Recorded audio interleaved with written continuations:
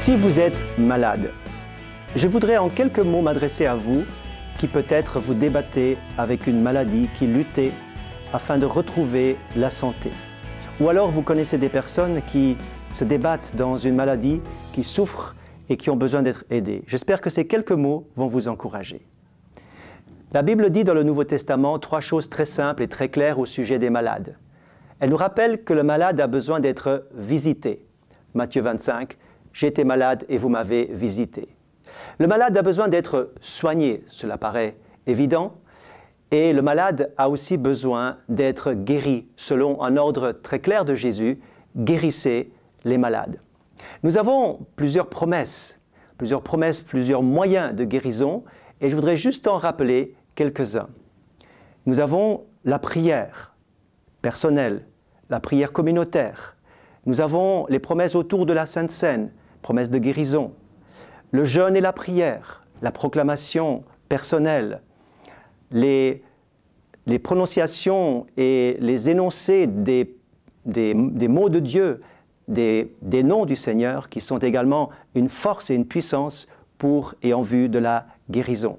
Mais le texte d'aujourd'hui, sur lequel je voudrais m'arrêter très courtement, se trouve dans Jacques chapitre 5, et il s'agit de l'onction d'huile. Écoutez, quelqu'un parmi vous est-il dans la souffrance qu'il prie? Quelqu'un est-il dans la joie qu'il chante des cantiques? Quelqu'un parmi vous est-il malade qu'il appelle les anciens de l'Église et que ceux-ci prient pour lui en loignant d'huile au nom du Seigneur? La prière de la foi sauvera le malade et le Seigneur le relèvera. Et s'il a commis des péchés, il lui sera pardonné. Confessez donc vos péchés les uns aux autres, afin que vous soyez guéris. La prière fervente du juste a une grande efficacité. La première chose que nous pouvons mentionner, c'est que le mot maladie englobe les maladies physiques et toutes sortes de maladies qui conduisent à la faiblesse. Le mot grec pour maladie dans ce terme, dans ce texte ici, veut dire faiblesse, difficulté de se relever, avoir besoin de quelqu'un pour poursuivre sa route. Dans ce temps de faiblesse, dans ce temps de maladie, il est demandé aux malades de faire appel aux anciens. Les anciens sont des ministères reconnus dans l'Église. Eh bien, peut-être que là se trouve déjà le premier défi. Le malade, quel que soit son état, a besoin de faire appel pour qu'on vienne l'aider, pour qu'on vienne vers lui. Il a besoin d'un contact, il a besoin d'être aidé. Il a besoin aussi de reconnaître en toute humilité et en toute simplicité les ministères donnés à l'Église. Bien sûr, aucune Église n'est parfaite. Cependant, la Bible dit « Faites appel aux anciens afin que vous puissiez recevoir la prière. » Dans ce contact, il y a un échange, il y a un partage.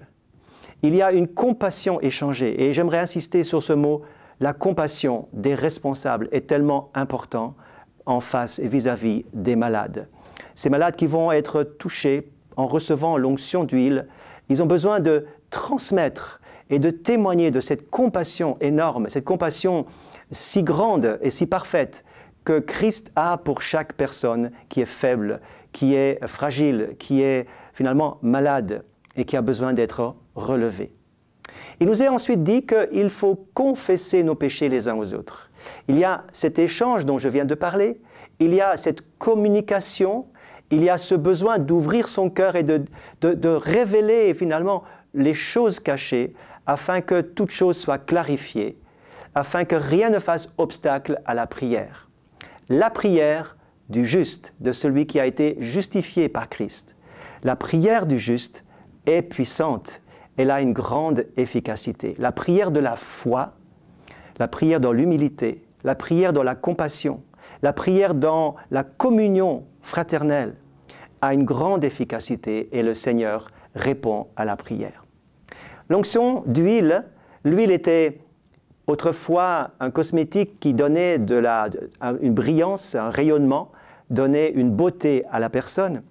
Eh bien, quelqu'un qui est malade, c'est comme si cette personne avait perdu un peu cet éclat et ce rayonnement à cause de sa faiblesse. Eh bien, en priant pour la personne, au travers de l'onction d'huile, eh bien, c'est comme si Dieu voudrait redonner une dose de rayonnement, de force, d'énergie et de guérison surtout à toute personne qui est malade. Ainsi, saisissez, chers amis, saisissez complètement cette promesse de Jacques V en suivant soigneusement toutes les indications qui sont contenues dans ce texte. Que Dieu vous bénisse. Croyez qu'il vous touchera alors que vous allez demander l'aide et l'onction d'huile pour votre guérison.